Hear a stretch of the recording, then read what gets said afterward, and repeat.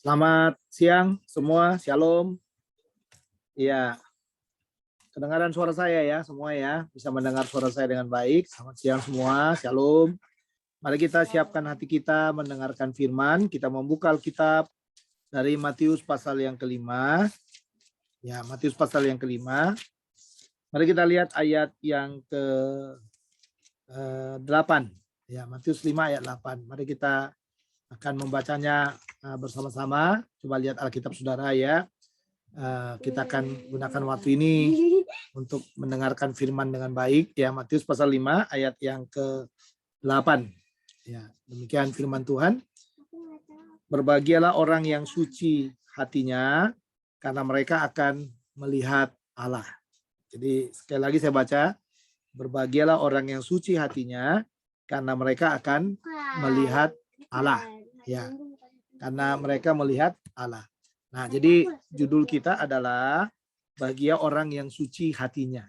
Ya, bahagia orang yang suci hatinya. Ini menarik saudara. Ya, karena kalau kita melihat apakah kira-kira kita masih bisa menemukan orang yang suci hatinya di dunia ini? Ya, itu pertanyaan saya. Apakah dewasa ini, sekarang ini kita masih bisa ya melihat ada orang yang suci hatinya? Ya, yang benar-benar hatinya bersih, yang benar-benar hatinya tulus, yang benar-benar hatinya bersih seperti itu. Ya, kalau kita melihat di tengah-tengah dunia ini mungkin hampir nggak bisa kita temukan lagi nih. Ya, orang-orang yang seperti itu ya, orang-orang yang seperti itu. Kalau kita lihat dari sudut apa? Dari sudut dunia ini.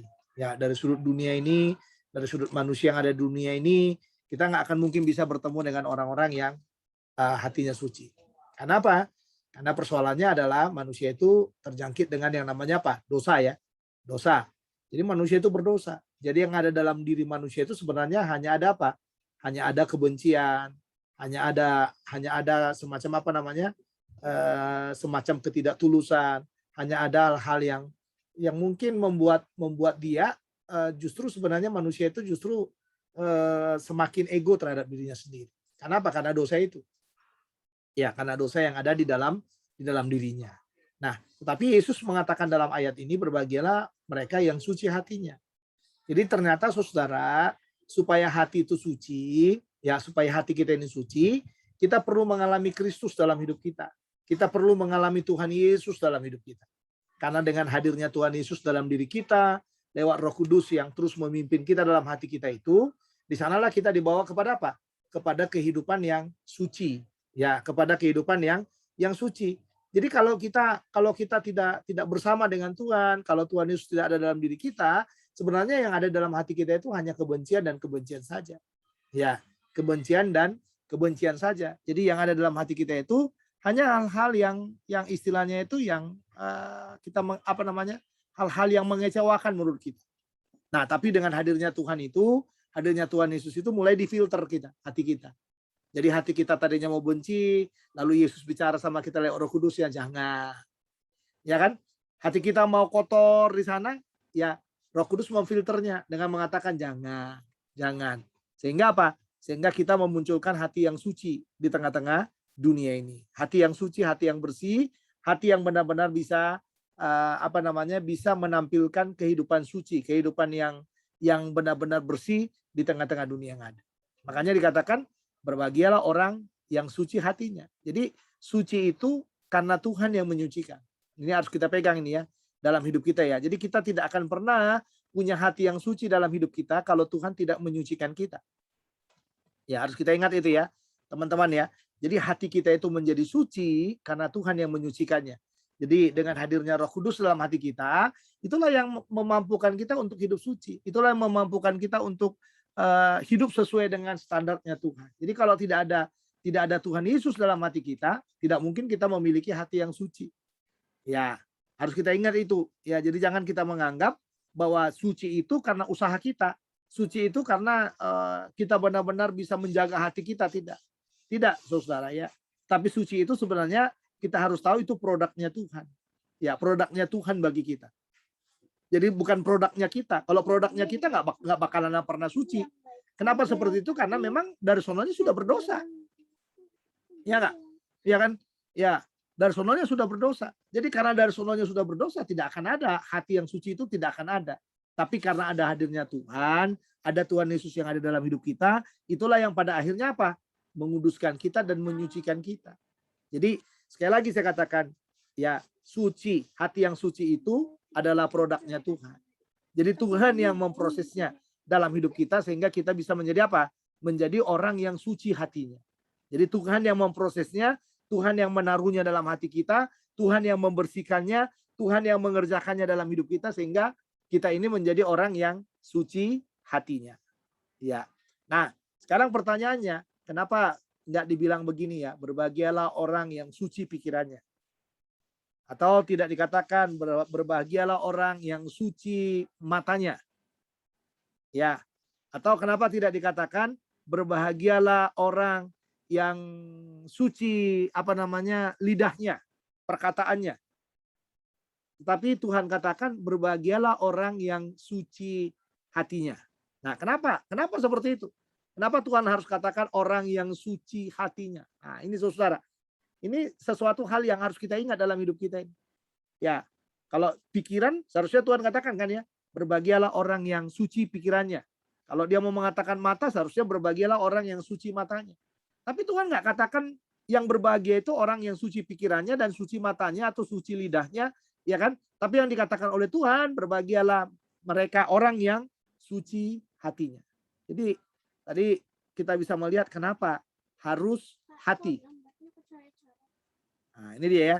Kenapa harus hati? Kenapa harus hati yang harus suci? Nah, mari kita membuka Amsal 4 ayat 23. Di sana kita menemukan jawabannya. Amsal 4 ayat 23.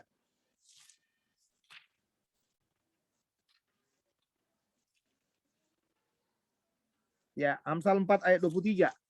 Kalau saudara sudah menemukan, saya baca buat saudara ya, Amsal 4 ayat 23.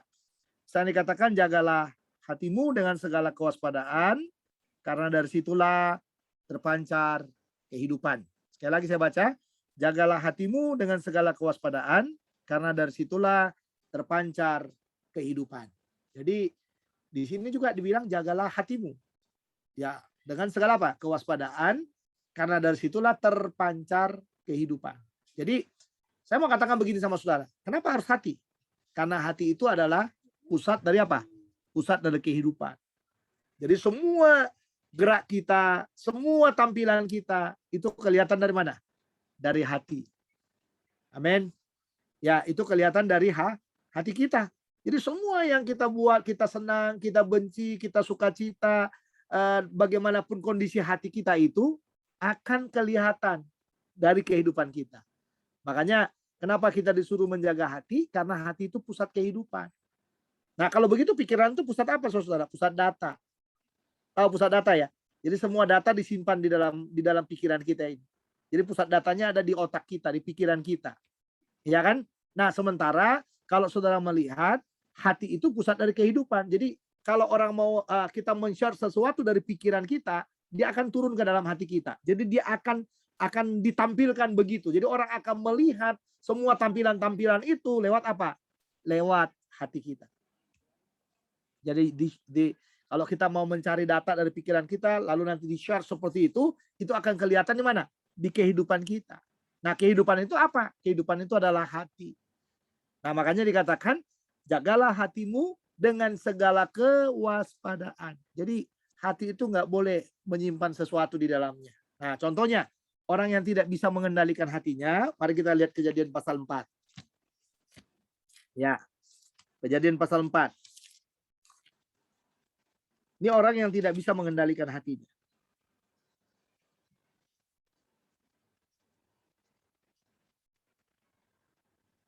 Nah, kita lihat ayat yang pertama deh ya. Ayat pertama kita baca. Kemudian manusia itu bersetubuh dengan Hawa istrinya dan mengandunglah perempuan itu. Lalu melahirkan Kain. Maka kata perempuan itu, aku telah mendapat seorang anak laki-laki dengan pertolongan Tuhan. Selanjutnya dilahirkannya Habel, adik Kain. Dan Habel menjadi gembala kambing domba, Kain menjadi petani. Setelah beberapa waktu lamanya, maka Kain mempersembahkan sebagian dari hasil tanah itu kepada Tuhan sebagai korban persembahan. Nah, lihat di sini ya. Habel juga mempersembahkan korban persembahan dari anak sulung kambing dombanya, yakni lemak-lemaknya, maka Tuhan mengindahkan Habel dan korban persembahannya itu. Lihat itu dua-dua di hadirat Tuhan nggak, Mega? Mereka sama-sama di hadirat Tuhan nggak? Sama-sama. Kain dan Habel sama-sama di hadirat Tuhan. Kenapa? Ini kayak kita ini loh, sama-sama beribadah kepada Tuhan. Nah, pada waktu mereka mempersembahkan persembahannya, ternyata dikatakan di dalam bagian itu, ya, persembahan Kain itu diindahkan, persembahan Habel itu diindahkan oleh Tuhan, sementara persembahan Kain itu ditolak oleh Tuhan. Nah, padahal kalau sudah lihat di dalam bagian itu, coba lihat ayat yang ketiga. Setelah beberapa waktu lamanya, maka Kain mempersembahkan sebagian dari hasil tanah itu kepada Tuhan sebagai korban persembahan. Ya, Habel juga mempersembahkan korban persembahan dari anak sulung kambing dombanya, yakni lemak-lemaknya, maka Tuhan mengindahkan Habel dan korban persembahannya itu. Nah, itu dia. Dua-dua ngasih persembahan kan, tapi satu diterima, satu tidak diterima. Nah, kenapa yang satu diterima oleh Tuhan? Ya, dan yang satu tidak diterima. Ini persoalan sebenarnya apa? Mana yang berkenan dan mana yang tidak berkenan kepada Tuhan. Bukan karena Tuhan benci, tidak. Ya, bukan karena Tuhan tidak mengasihi Kain, tidak. Ya, atau dia lebih mengasihi Habel, tidak. Tetapi apa yang dipersembahkan itu dipersembahkan sebagai apa? Sebagai sesuatu yang sesuai dengan kehendak Tuhan, yang sesuai dengan maksud Tuhan. Ya kan? Ya, kalau ditinjau dari segi apa namanya? Dari segi untungnya bisnis, sebenarnya di zaman itu yang paling untung bisnisnya siapa? Kain. Karena di zaman itu nggak ada orang yang berdagang apa namanya? Berdagang daging, nggak ada. Nggak ada, Saudara. Ya, semua dikatakan bahwa manusia itu masih hidup dari hasil apa? Dari hasil pertanian. Manusia itu masih makan apa?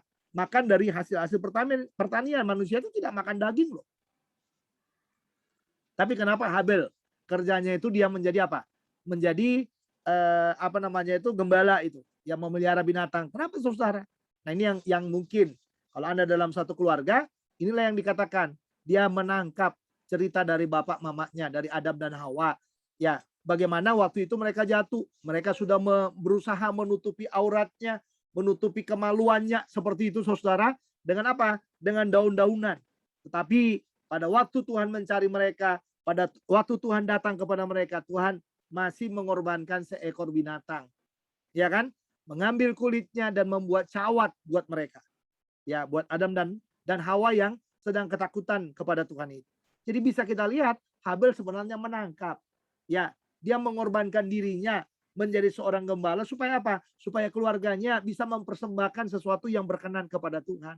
Ternyata Kain tidak melihat itu. Kain hanya mengambil dari hasil pertaniannya saja dibawa kepada Tuhan. Sementara yang Tuhan mau itu sebenarnya apa? Yang Tuhan mau itu sebenarnya darah yang tercurah. Darah. Makanya dikatakan mengambil dari lemak-lemaknya. Ya, coba lihat di situ. Itu bagus itu. Dan nanti kalau kita lihat dalam Taurat, memang itu yang diinginkan oleh Tuhan ya. Ya, coba lihat di dalam ayat yang ke berapa tadi? Ayat yang keempat. Habel juga mempersembahkan korban persembahan dari anak sulung kambing dombanya, anak sulung. Nah, ini bicara yang sulung kan? Nah, itu ciri khas perjanjian lama yang sulung. Lalu apa lagi?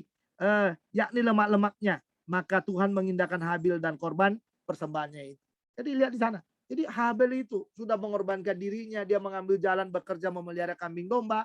Lalu yang berikutnya, Saudara, para apa namanya remaja pemuda yang Tuhan kasihi, yang berikutnya lagi ya waktu dia mau mempersembahkan itu, dia juga memilih yang terbaik dari hasil kambing domba itu. Dan memang benar, yang akhirnya Tuhan indahkan siapa? Yang Tuhan indahkan Habel. Nah, pertanyaan saya begini sama saudara. Kalau seandainya kita membawa persembahan kepada Tuhan, ya, nih kita pakai kata winda-windi deh. Kalau winda-windi mempersembahkan korban kepada Tuhan, lalu kira-kira persembahannya Winda nggak diperkenankan oleh Tuhan, lalu persembahan Windy diperkenankan oleh Tuhan, kira-kira Winda marah nggak?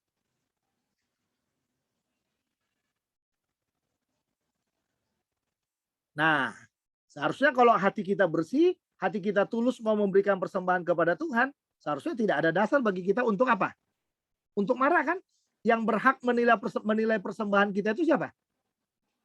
Tuhan yang berhak. Coba ini sekarang tiap hari kita datang gereja. Ada yang kasih persembahan katakan 10.000, ada yang kasih 20.000, ya kan? Ada yang kasih 50.000, ada yang kasih 100.000. Kira-kira tahu nggak kita yang berkenan kepada Tuhan siapa? Nggak ada kita yang tahu yang berkenan kepada Tuhan siapa kan? Tapi yang kita tahu adalah yang berkenan kepada Tuhan itu adalah orang yang memberikan persembahan sesuai dengan apa? Sesuai dengan kehendak daripada Tuhan. Gitu loh. Tuhan itu nggak pernah memberi menyatakan dalam hidup kita kalau kita mau memberi itu kita harus memberi yang wah gitu, enggak. Tapi yang sesuai dengan apa? Dengan kehendak Tuhan yang Tuhan taruh dalam hati kita yang harus kita persembahkan kepada Tuhan. Nah, kalau kita tahu bahwa Tuhan yang menilainya, berhak nggak hati kita marah? Tidak berhak. Nah, ternyata apa yang dilakukan oleh Kain dalam ayat 5? Tetapi Kain dan korban persembahannya tidak diindahkannya, lalu hati Kain menjadi panas, hatinya panas. Ini tadi bahagia orang yang suci hatinya. Jadi kenapa hatinya itu Kain itu panas? Karena dia ditolak. Nah, seharusnya boleh marah nggak dia sama Tuhan sih? Ayo, adik-adik sekalian. Seharusnya ada hak nggak dia marah sama Tuhan Kainnya? Enggak perlu dia marah sama Tuhan. Dia seharusnya bertanya kepada Tuhan. Tuhan, ya kan, itu kan hasil pertanianku juga. Itu kan hasil kerjaanku juga. Kenapa Tuhan tidak berkenan kepadaku? Gitu loh. Supaya apa? Supaya Tuhan menjelaskannya. Karena di zaman itu belum ada standar yang permanen untuk orang beribadah kepada Tuhan. Ini di zaman Adam dan Hawa ini nggak ada standar permanen itu. Ya kan? Nggak ada standar permanen di sana. Kita aja yang dalam perjanjian baru udah ada standar permanen, kadang-kadang kita langgar tuh. Iya nggak? Kan kita langgar kan? Iya, salah satu standar permanen kita itu apa? Memberi minimal 10% dari hasil pendapatan kita. Minimal. Makin banyak makin bagus. Karena apa? Karena perjanjian baru itu memegang keyakinan bahwa semuanya miliknya Tuhan. Jadi kita kasih 10% juga sebenarnya kita mengembalikan miliknya Tuhan. Itu bukan milik kita, adik-adik ya. Ya makanya kita harus belajar mengembalikan apa? Mengembalikan perpuluhan kita minimal 10%. Saya melatih saudara seperti itu. Lihatlah, ya. Kalau saudara masih memberi di bawah 10%, berarti kalah dengan siapa? Kalah dengan orang-orang perjanjian lama. Kita orang-orang perjanjian baru dicatat di sana memang tidak ada yang dicatat oleh Tuhan di sana berapa persen mau ngasih, tidak. Tapi kita belajar dari PL. Orang PL itu udah belajar memberi 10%. Ya kan? Memberi 10%. Ya. Dan memang inilah yang saya katakan kepada saudara. Ujian hati yang paling bagus itu adalah pada waktu kita memberi persembahan. Itu ujiannya. Ngurang-ngurangin perpuluhan enggak kita, ngurang-ngurangin persembahan enggak kita. Ya toh? Coba kalau saudara buka dompet gini. Kalau hatinya benar, yang ngasih gini, hatinya tulus, ya. Pindah kalau hatinya tulus buka dompet gini. Kalau ngasih persembahan sama Tuhan yang lebih gede apa yang lebih kecilnya dipilih?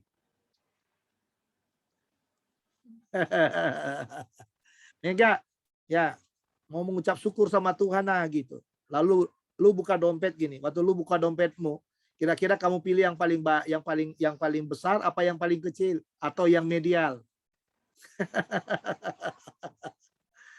Iya, kecenderungan kita adalah memilih memberi apa adanya. Ya udah apa adanya aja. Jadi kalau udah apa adanya, kita mau milih apa? Yang kecil.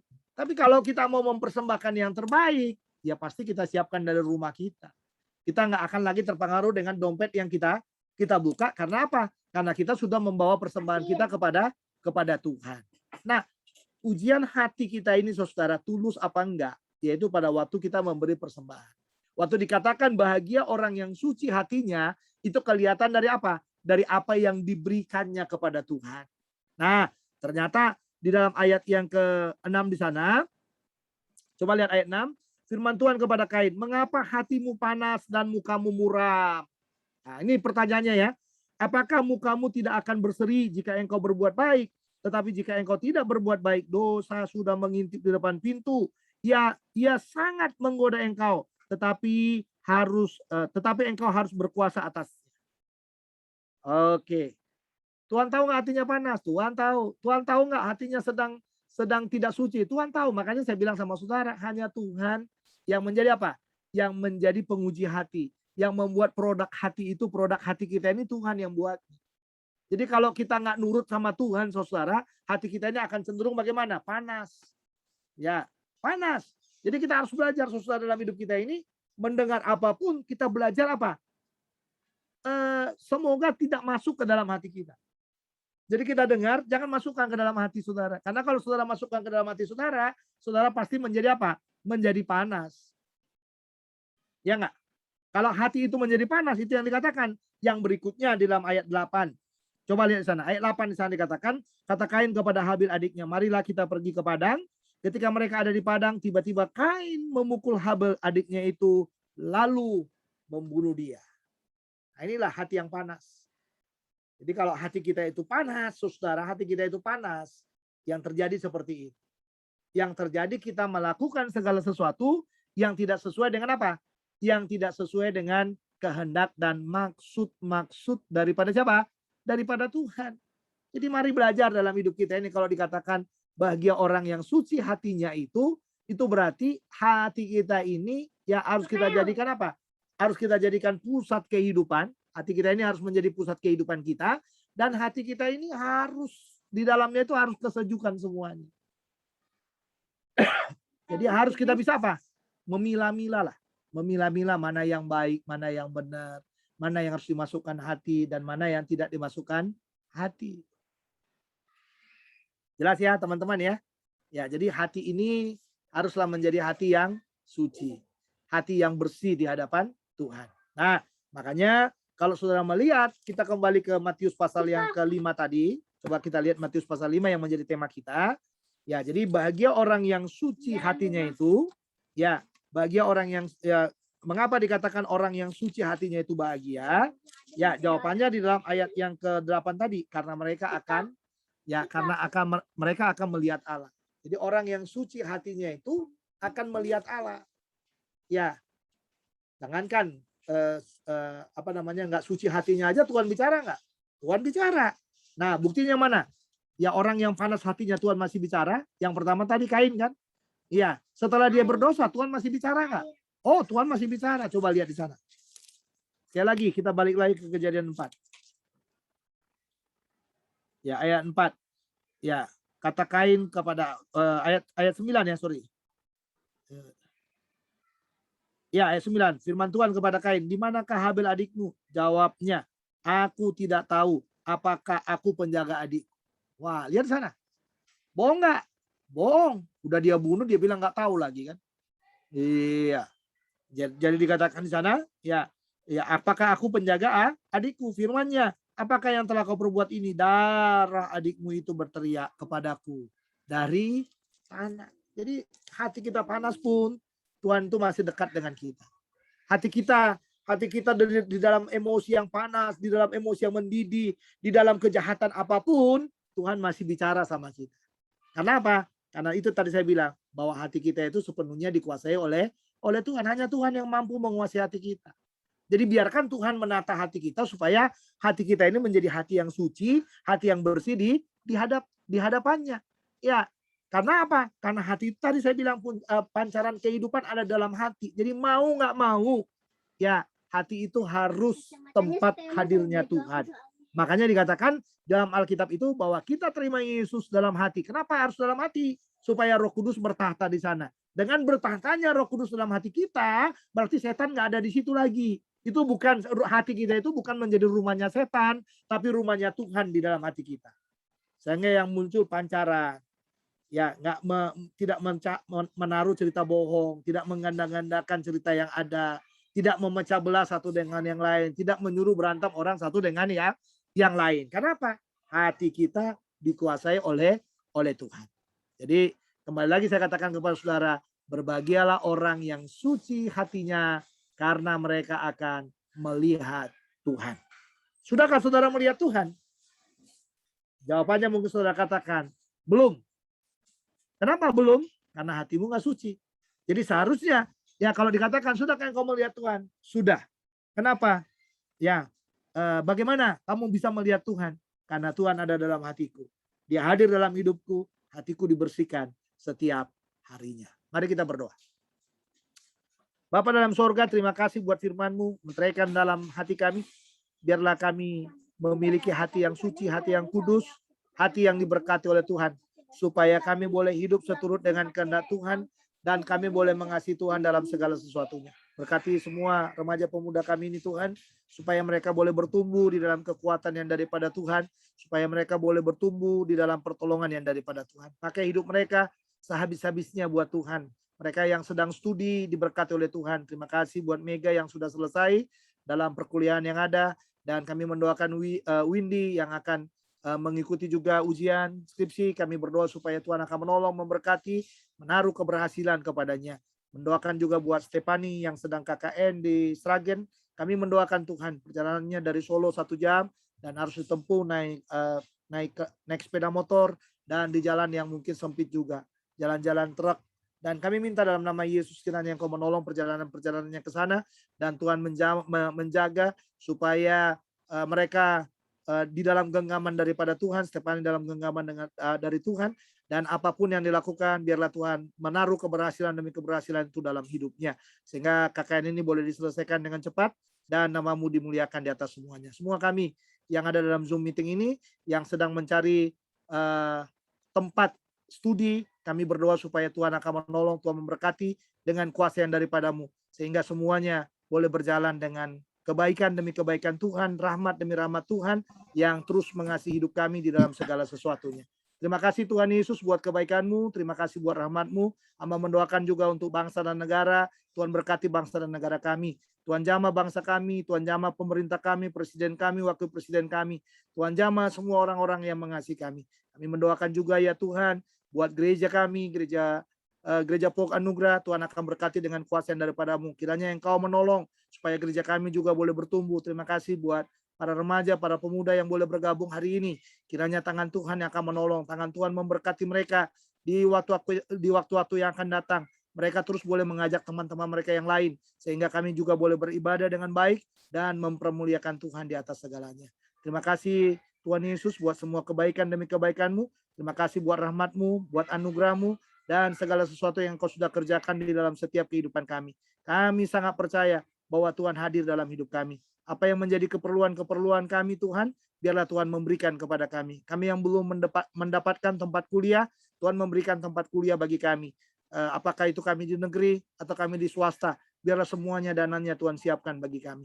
Terima kasih Tuhan Yesus buat kebaikan-Mu. Akhirnya kami akhiri ibadah kami hari ini di dalam pertolongan, di dalam hikmat, di dalam kasih yang daripada Tuhan. Dan sekarang kami menerima berkat yang daripada Tuhan. Saudara-saudara, arahkan hatimu kepada Tuhan, terimalah berkatnya. Kasih karunia dari Allah Bapa, sukacita di dalam Tuhan Yesus Kristus, serta persekutuan dengan Roh Kudus, kiranya menyertai kita semuanya, mulai siang hari ini kekal selama-lamanya. Amin.